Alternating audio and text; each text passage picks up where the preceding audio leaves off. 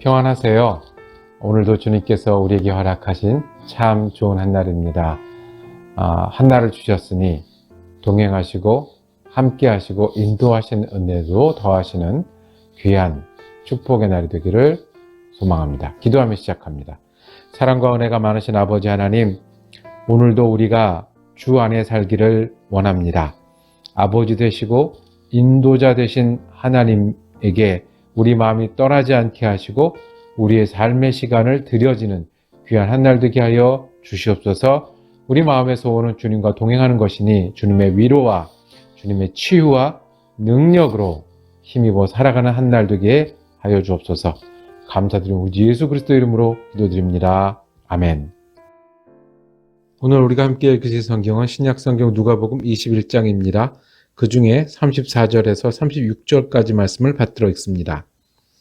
너희는 스스로 조심하라. 그렇지 않으면 방탕함과 술취함과 생활의 염려로 마음이 둔하여지고 뜻밖의 그날이 덫과 같이 너희에게 임하리라. 이날은 온 지구상에 거하는 모든 사람에게 임하리라. 이러므로 너희는 장차 올 이 모든 일을 능히 피하고 인자 앞에 서도록 항상 기도하고 깨어 있으라 하시니라. 아멘. 오늘 함께 읽으신 말씀을 중심으로 소망의 당부라고 제목을 정하고 은혜를 나누기를 원합니다. 예수님께서 마지막으로 당부하신다면 어떤 말씀을 하셨을까요? 이제 내가 앞으로 어떤 일을 당할 수 있으니까 마지막으로 할 수 있는 일을 하는 거죠. 예수님이 이제 마지막 유월절을 앞두고 계셨습니다. 그러면 예수님도 마찬가지로 할 수 있는 정리도 하시고 그리고 곁에 있는 제자들과 사람들에게 당부하시겠죠. 내가 떠나면, 내가 없으면 어떻게 해라. 그 당부가 오늘 우리가 함께 읽은 말씀 중에 있습니다. 예수님의 당부는 소망입니다. 소망을 붙들고 살아라. 자, 34절에 이렇게 시작합니다. 너희는 스스로 조심하라. 뭘 조심합니까? 조심하지 않으면 방탕함과 술취함과 생활의 염려로 마음이 둔하여진다고 했습니다. 마음이 둔하여져서 큰일을 당해도 어려운데 왜 마음이 둔해지냐면 방탕함 때문이라고 그랬습니다. 방탕함은 다 써버리는 걸 말합니다. 낭비하는 걸 말합니다. 그러니까 방탕하지 말고 어떻게 해요? 절제 있고 규모 있고 질서 있게 아껴라 라는 겁니다.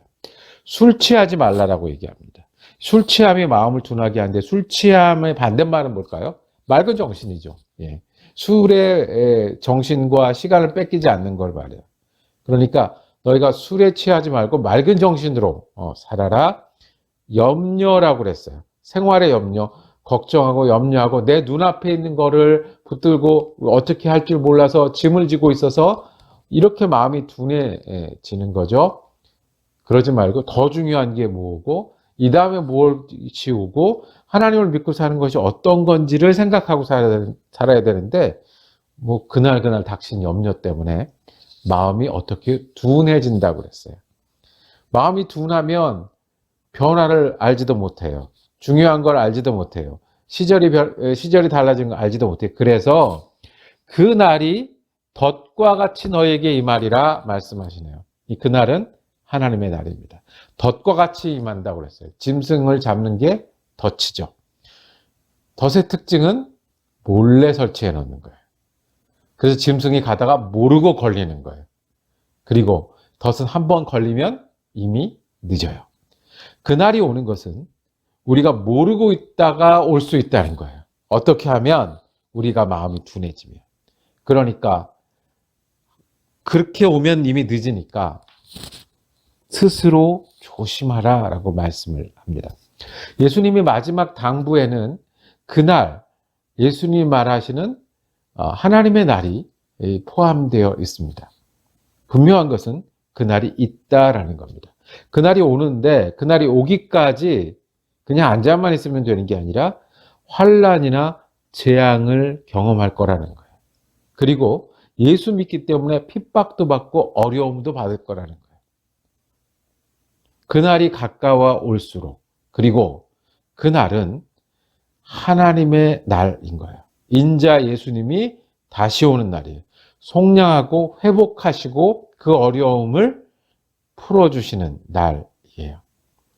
예수님이 말씀하신 건 분명히 그날이 있고 올 것이다.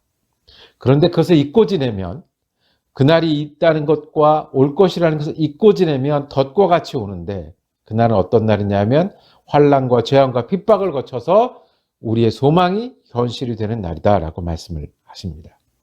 그러니 깨어라 조심하라라고 말씀합니다.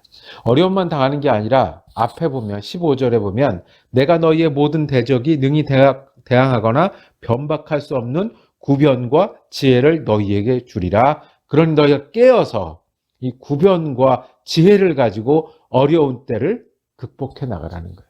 하나님의 날은 그냥 누워있어서 입 벌리고 있으면 떨어지는 그런 열매 같은 것이 아니라 우리가 이 땅에 살면서 재앙도 겪을 수 있고 어려움도 겪을 수 있지만 조심해서 그날을 기다리며 깨어있는 사람들에게는 하나님이 구변과 지혜를 더하여 줄 것이다 라고 말씀하십니다.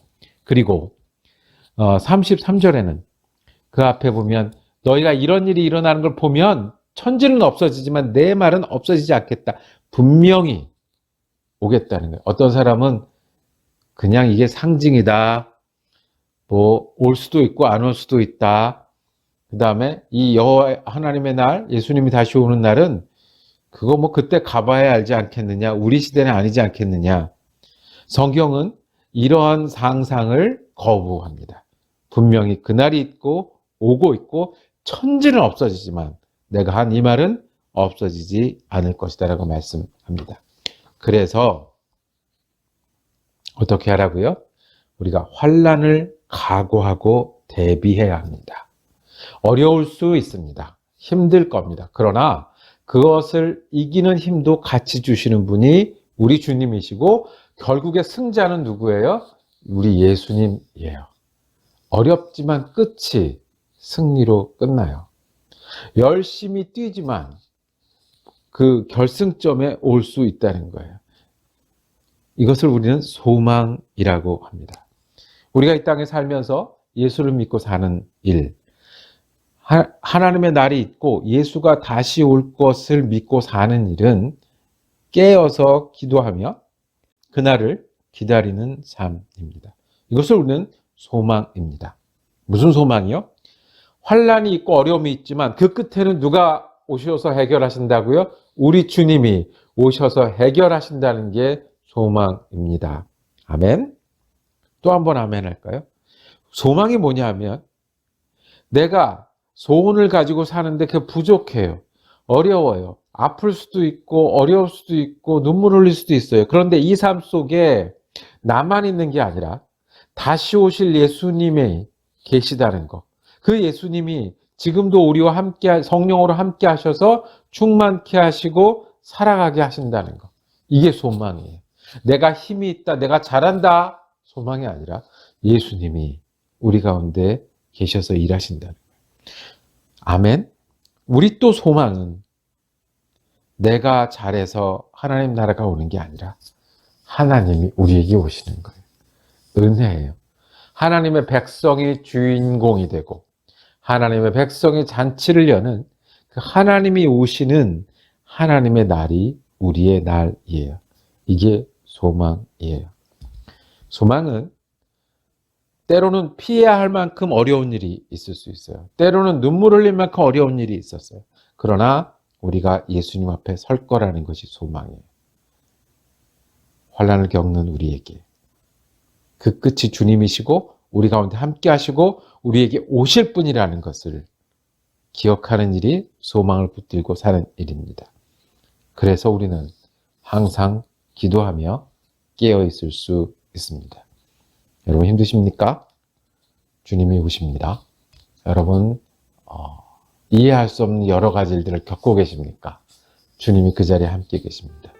그리고 계속 이 일이 반복될까요? 주님이, 은혜의 주님이 우리 주님 되십니다. 기도하겠습니다. 주님, 우리가 어려워도 소망을 놓지 않게 하여 주옵소서.